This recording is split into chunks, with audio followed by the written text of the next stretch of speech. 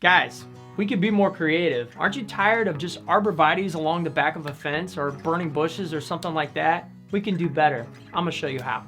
What's up, I'm Bobby K. I'm a professional landscape designer and installer. This channel, I love to break down designs and give you out pro tips and tricks to help you. We got the DIYers, landscape lovers, those interested in landscape design. If you like any of those, make sure you hit the subscribe, alarm bell, all that good stuff. This is the final part of a little series that I've been doing where we address the front, we address the paver patio outdoor living space of the house. Now we're on the back side of the house where we're looking at the fence and how we can landscape it, but also hide the neighbors a little bit.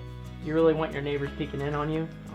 Pro tip number one is have fun with curves. Don't think that you have to make a straight shot all the way across just because your fence is straight and it's in a rectangle. Here's what I want you to do with the curves though. It doesn't have to be that standard S. You can actually take one of the parts and bring it out a little further, then have one in a little bit more and then the other one further. They don't have to be all in line or like a symmetrical S. Have fun with it. Your creativity is what you want to do with it, so do that. Pro tip number two, we're talking about privacy. Obviously, we don't want to put up just a wall, but how are we going to have it so that it looks nice, but it's also so that the neighbors can't see directly in and see everything about your whole world going on. Here's how you do it. You look through, you find a couple of spots, a couple different angles that obviously are clear vantage points for your neighbor, and start to put up some trees or bushes or something like that that can actually block the line of sight.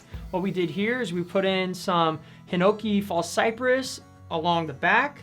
Then on the two sides we did some hornbeams, and then we started to bring in just some different elements. I got a dogwood in the back, and we've got the trellises going on. That's pro tip number three. I'm not gonna jump to that yet.